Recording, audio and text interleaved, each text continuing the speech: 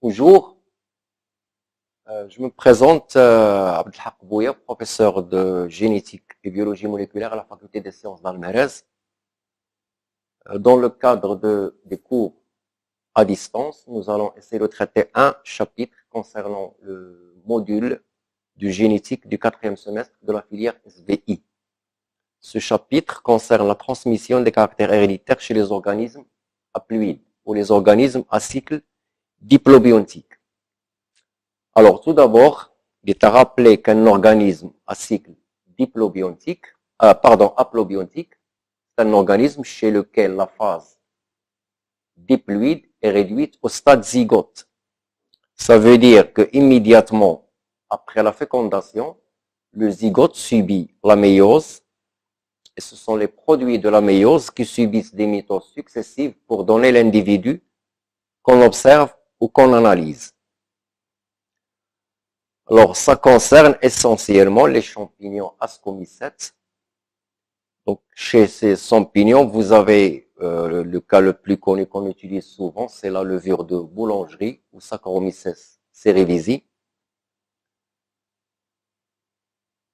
Alors ici, vous avez un certain nombre de cycles vitaux de certains champignons. Là, je demande aux étudiants de revoir leur cours sur la biologie des organismes végétaux.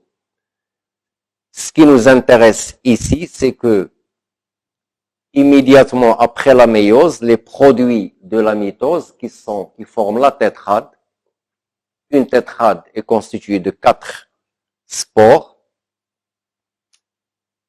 Alors, ces spores, soit ils vont entrer dans un cycle végétatif, soit un cycle germinal. Alors, dans le premier cas, ils vont subir la fécondation qui va donner le zygote et la méiose, soit ils vont donner le mycélium. Et là, donc, quand on travaille chez les champignons, on a 3 niveaux d'analyse. Soit on analyse les spores en vrac, c'est-à-dire les spores sortis de leur asque, soit on analyse les asques. Dans ce cas-là, on observe les spores pendant qu'elles sont dans l'asque. Le dernier niveau d'analyse, c'est l'analyse du mycélium. Alors, c'est intéressant de savoir que les asques issus de la méiose qui contiennent les spores se trouvent dans une structure qu'on appelle péritès. Donc, c'est de cette structure qu'on prélève soit les asques, soit les ascospores. Alors, ces asques sont de 2 types. Alors, on a les asques ou les tétrades ordonnées et les asques ou les tétrades désordonnées ou non ordonnées. Alors, la différence entre les deux, c'est que dans un asque ordonné, les divisions de la mitose se font toutes dans un même axe. Ici, c'est vertical. Ça d'une part. D'autre part, au cours des divisions, il n'y a pas de chevauchement entre les cellules. Et le résultat final, c'est que la disposition des asques, des spores, dans l'asque, reflète la disposition des chromatides en stade prophase 1, comme illustré ici. Par exemple, ici, on est chez un zygote qui a 2 N chromosomes, avec un chromosome représenté en rouge, l'autre en noir. Alors, cette position, ici, en prophase 1, c'est la même que celle des spores dans l'asque. C'est pourquoi on dit que la disposition des asques reflète celle des chromatides en stade prophase 1. Et donc, dans un asque ordonné, on peut voir est-ce qu'il y a eu ou non recombinaison génétique à ce stade, selon la disposition de ces asques. Donc, comme exemple qu'on utilise souvent, qu'on cite souvent, c'est le champignon Neurospora crassa qui possède des asques ordonnés. Concernant les asques ou les tétrades désordonnés, alors là, les spores, ils ont une disposition aléatoire qui n'a rien à voir avec ce qui s'est passé en stade, en phase 1 de la méiose, et nous allons par la suite voir l'intérêt de ces asques ordonnés. Alors, il est à noter que le plus souvent, dans un asque ordonné, la tétrade, qui est le produit de la méiose, subit une mitose supplémentaire, donc qu'on appelle mitose post-méiotique. Donc, suite à cette mitose, l'as contient 8 ascospores, 8 doublés de spores jumelles. Alors, ils sont jumelles parce que génotypiquement, ils sont identiques vu qu'ils sont issus d'une mitose simple à partir d'une des produits de la méiose. Et donc, nous allons aborder une première partie qui concerne le monohybridisme. Alors, comme on l'a dit en traitant le cours sur les diploïdes, un monohybridisme, c'est un croisement entre deux souches qui diffèrent par un seul gène. Et là, j'insiste, ce n'est pas le croisement entre deux souches qui diffèrent par un seul caractère, mais plutôt le croisement entre deux souches qui diffèrent par un seul gène. Pourquoi? Parce que un seul caractère peut être codé par plusieurs gènes. On va prendre comme exemple ici le caractère couleur des spores. Donc, on suppose le croisement d'une souche avec une couleur sauvage qui est la couleur noire des spores avec une souche qui est à spores blanches, qui est une couleur mutée. Alors, tout à l'heure, on a dit qu'on a 3 types d'analyse. Donc, on va s'intéresser à l'analyse de spores en vrac dans un premier temps. Et l'analyse de spores en vrac dans le cas d'un monohybridisme montre que la descendance en spores est constituée de 50% de spores qui ressemblent à un parent, donc dans notre cas de couleur noire, 50% qui ressemblent à l'autre parent, c'est-à-dire la couleur blanche. C'est ces proportions qui nous permettent de dire que nos deux souches diffèrent par un seul gène. C'est une caractéristique du monohybridisme. Alors, concernant l'analyse d'ASC, ça veut dire là qu'on va regarder les spores pendant qu'elles sont dans les asques. On constate que lorsqu'on fait un monohybridisme, c'est-à-dire lorsqu'on croise deux souches qui diffèrent par un seul gène, on obtient 6 catégories d'asques. Parmi ces 6, il y en a 2 qu'on appelle des asques pré-réduits. Alors, dans un asque pré-réduit, comme on le voit, d'un côté, il y a des spores qui ressemblent à un parent, et de l'autre côté, toutes les spores qui ressemblent à l'autre parent. Alors, la différence entre les deux, c'est selon la disposition des chromosomes en stade prophase 1 de la méiose. Donc, soit une situation, soit l'inverse. Les autres 4 asques, ce sont des asques qu'on appelle des asques post-réduits. Dans ces asques post-réduits, les spores ne sont pas classés 4-4 comme ici, mais ils sont classés par 2. Donc ici, par exemple, on voit 2 noirs, 2 blanches, 2 noirs, 2 blanches, ainsi de suite. Alors, ce qui est à noter, c'est que ces asques pré-réduits, entre eux, sont équiprobables. Donc, ils ont toujours le même nombre. La même chose concernant les asques post-réduits.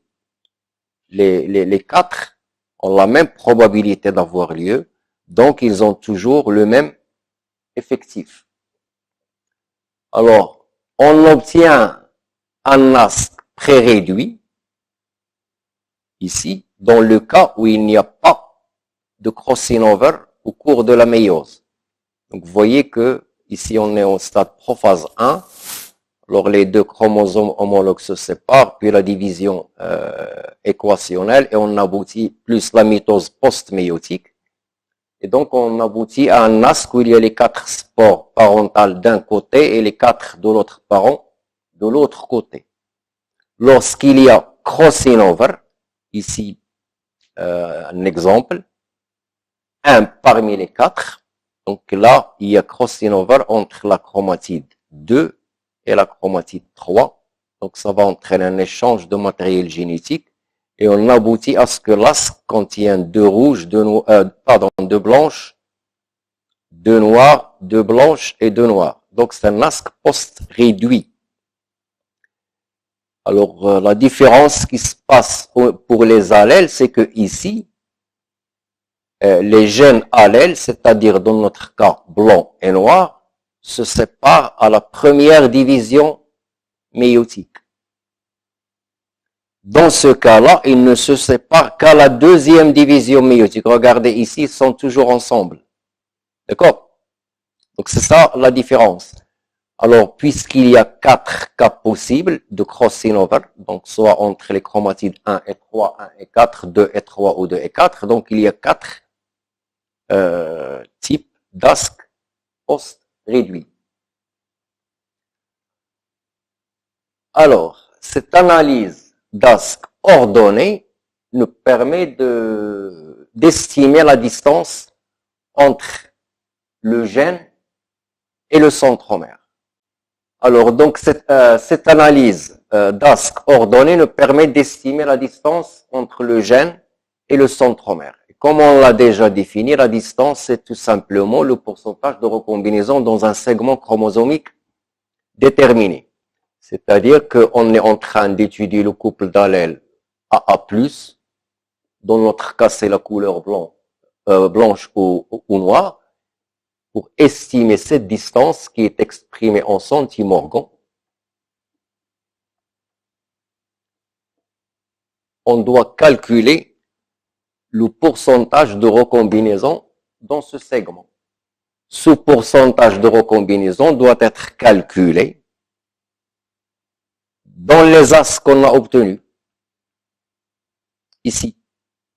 Donc, parmi ces ASC, il y a les ASC pré-réduits, il y a les ASC post-réduits. Alors, ce pourcentage de recombinaison en réalité, c'est calculer enfin le pourcentage des chromatides qui ont subi un crossing over. Alors, les chromatides qui ont subi un crossing over se trouvent ici. Parce que si on revient à cette image, ici, aucune chromatide n'a subi de crossing over. Ici, seulement 2 chromatides qui ont subi le crossing over. Donc, dans un ASC post-réduit, la moitié des spores contiennent une chromatide qui a subi une recombinaison, un crossing over. Donc, cette distance, c'est tout simplement le nombre d'ASC post-réduits multiplié par 4, puisqu'il y a seulement 4 spores dans un ASC post-réduit qui sont recombinés, divisé par 100, qui est la totalité des ASC, donc pré-réduits et post-réduits, multiplié par 8, parce que 8, c'est le nombre de spores total dans un ASC, fois 100. Donc, ça va donner un pourcentage qui est de 20%. Donc, puisque ce pourcentage, c'est la distance, donc la distance est égale à 20 centimorgans. Sachant que nous sommes dans un exemple où on a 60% de pré-réduction et 40% de post-réduction, ça veut dire que c'est 20, c'est 40 divisé par 2. Donc, la définition, c'est que la distance gène-centromère est égale au pourcentage de post-réduction divisé par 2. Alors, vous voyez bien que cette distance entre le gène et le centromère ne peut être calculée que par analyse d'ASC ou de tétrade ordonnée. J'insiste là-dessus, l'analyse des tétrades désordonnées ou l'analyse de spores en vrac ne permet pas de calculer la distance entre le gène et le centromère.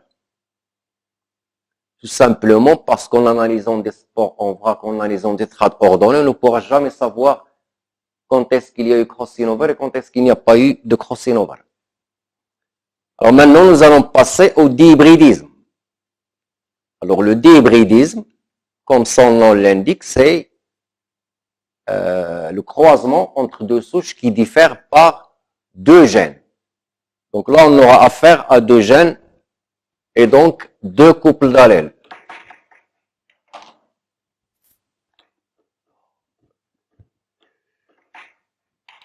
Sont appelés ici les couples d'allèles d'une part AA+, et d'autre part B B+, et donc notre croisement, c'est la souche AB, ou la A plus B+, avec la souche AB. Alors là aussi, on aura soit l'analyse de spores en vrac, soit l'analyse d'ASC.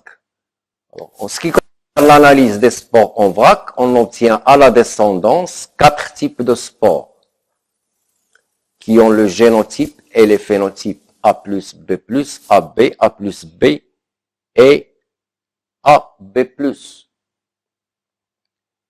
Alors, ce sont tout simplement des spores d'une part qui ont des phénotypes qui ressemblent aux parents, donc ce sont des spores parentales, et des spores recombinés. Alors, avant d'arriver à ces pourcentages, il faut signaler que toujours les parentaux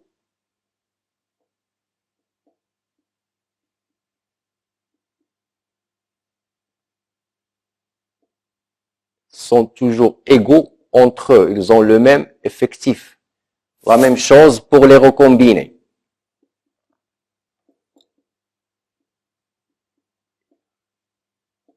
Ils ont toujours le même effectif. Alors là, ils ont le même effectif tout simplement parce qu'on ne peut pas avoir un recombiné sans avoir l'autre. Ça, j'insiste là-dessus. C'est très important. Donc, si on essaie de faire un petit schéma, en se plaçant en stade prophase 1 de la méiose, donc on a les deux couples d'allèles.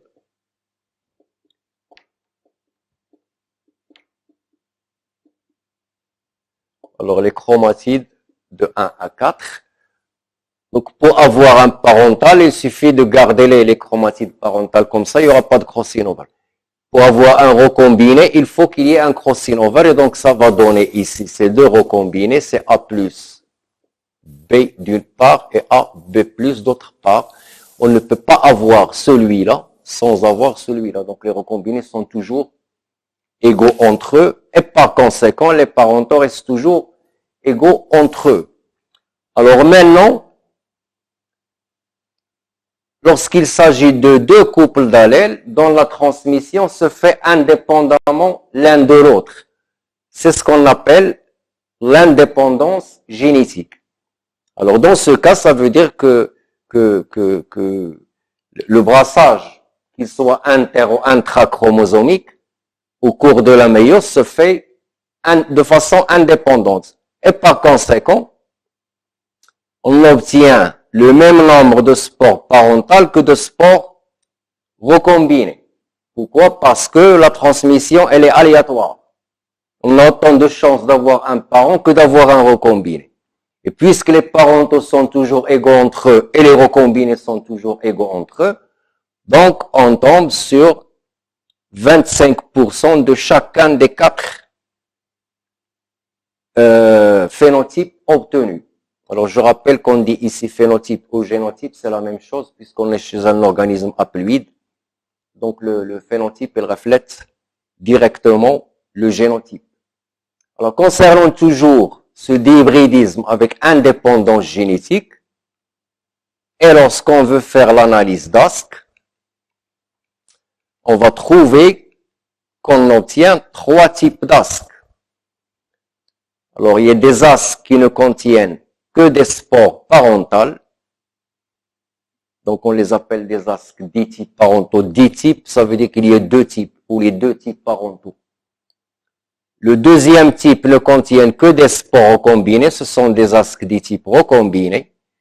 Et finalement, le dernier type, il contient les spores parentales et les spores recombinés.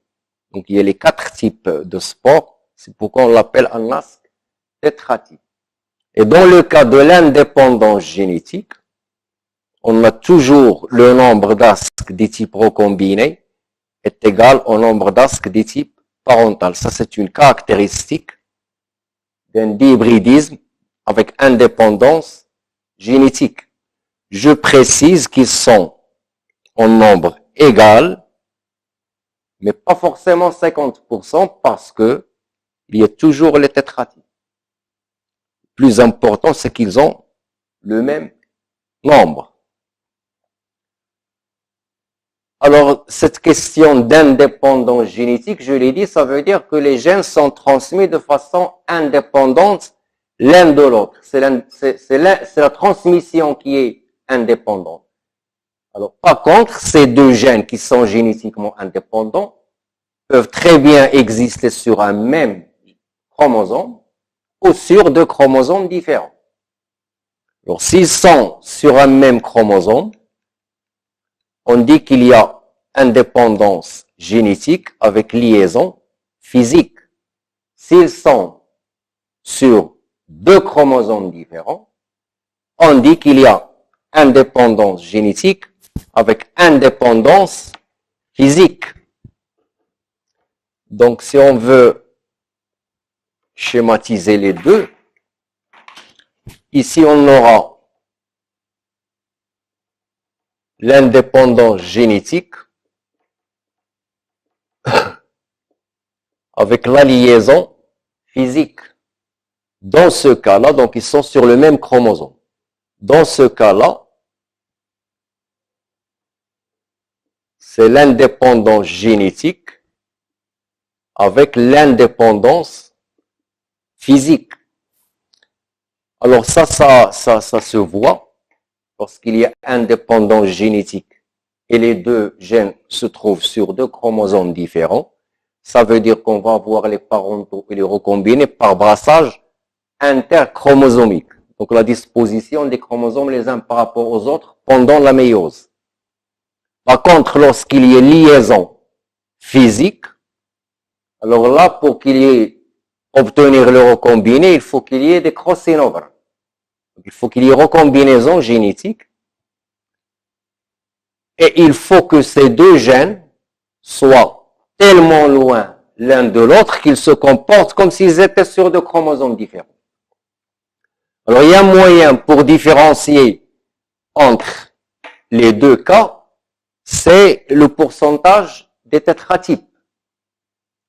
Alors, ce pourcentage de tétratypes nous permet de dire, dans le cas de l'indépendance génétique, est-ce qu'il y a indépendance ou liaison physique? Donc, prenons le cas de la liaison physique, c'est-à-dire ici. Donc, en stade prophase 1, on aura cela.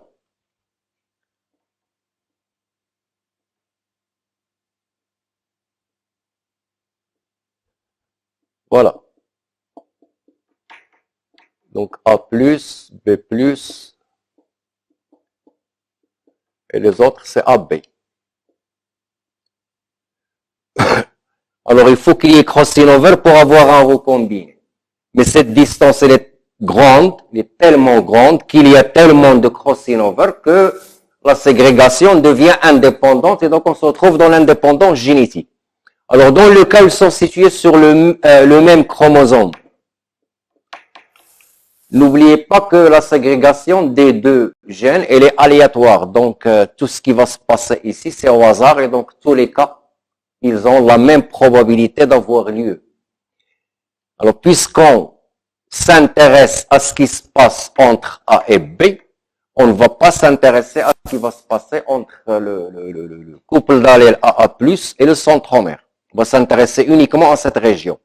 Et donc, on va maintenir ici toujours la pré-réduction, c'est-à-dire toujours dans l'asque A+, A+,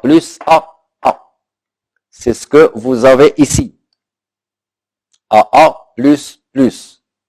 D'accord? Et on va s'intéresser à ce qui va se passer pour le couple d'allèles BB+. Donc, pour chaque chromatide parmi les quatre, on a une probabilité d'avoir l'allèle petit b et une probabilité d'avoir l'allèle B+. Puisque c'est aléatoire, donc sur la chromatide 1, on a la même probabilité d'avoir B que d'avoir B+. Donc 50%, 50%. Si vous voulez une probabilité de 0,5. 1,5. Passons à la chromatide 2. En considérant que la chromatide 1 contient déjà l'allèle petit b, il va rester une seule fois B pour 2 et 2 fois B+, puisque si on fixe ici B, ce B+, qui était là, il est passé quelque part ici. Donc, il reste que 2 fois B+, et une fois B. Donc, 1 tiers d'avoir B et 2 tiers d'avoir B+. Alors maintenant, rassemblons les deux cas, on va tomber dans cet asque qui est AB, AB, A plus B+, A plus B+. C'est un asque dit type parental, avec une probabilité qui est égale à 1 demi fois 1 tiers, qui est égal à 1 sixième.